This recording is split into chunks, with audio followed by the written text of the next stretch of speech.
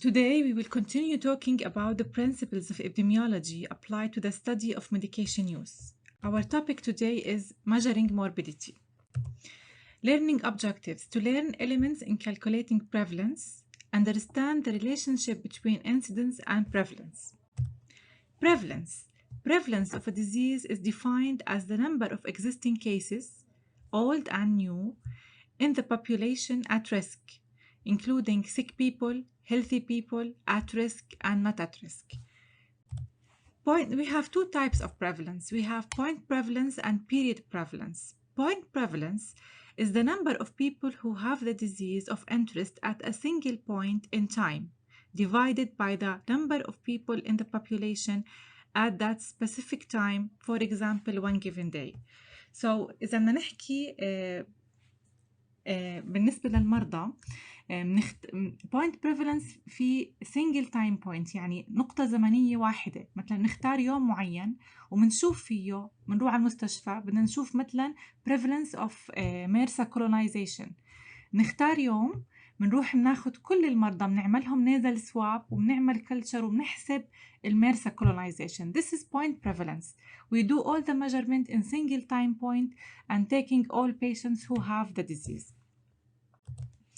So how we calculate prevalence? If you look at the equation, you can see that we divide the number of persons who have the disease at specified time by the number of persons in the population at that specific time.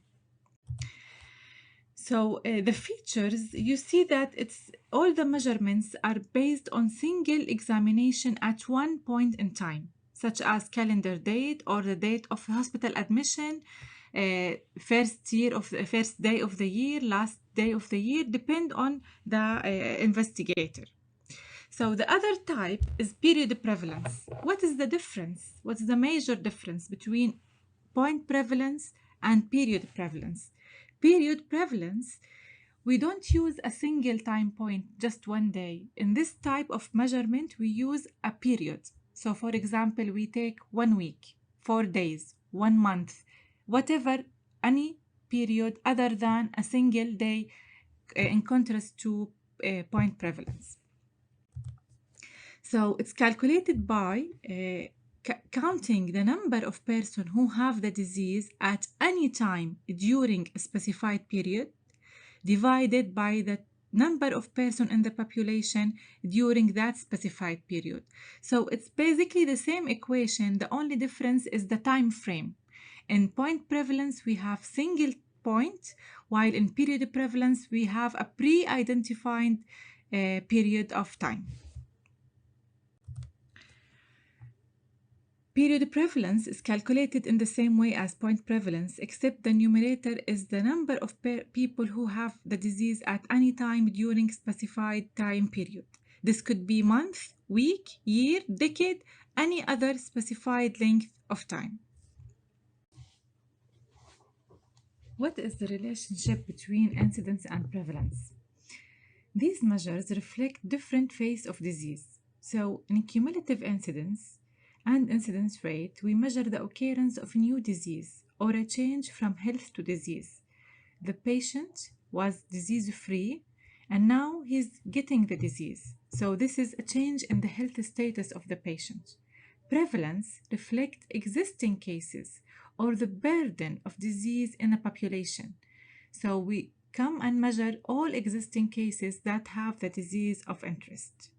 The second major difference is that they are different in what they actually measure.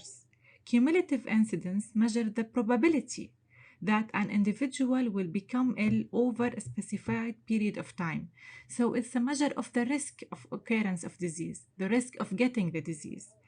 Incidence rate measures the rapidity and the dynamic change in disease status with which new cases occur. Prevalence measures and determines the proportion of population with the disease of interest at a specific point in time or during a given period of time. The third difference is the units. Both are having different units. Prevalence can be expressed as a percentage, while incidence is considered a rate. Both incidence rate and cumulative incidence are rate per 1,000 population, per 10,000 population, depending on the measurement. If you look at this slide, you will see how is the relationship, how incidence and prevalence interact. So if you look at A, prevalence, baseline prevalence, B, now we have new cases, which are measured by incidence. New cases will be added, so the prevalence will increase. If you look at C, we have now the patient who have the disease or prevalence of the disease. If the patient is cured from the disease, like an infectious disease, or if the patient die, like in cancer patients, the prevalence of disease will decrease. If for a certain type of the disease, there is increase in incidence and patients' death and cure rates are also the same, the prevalence will be the same.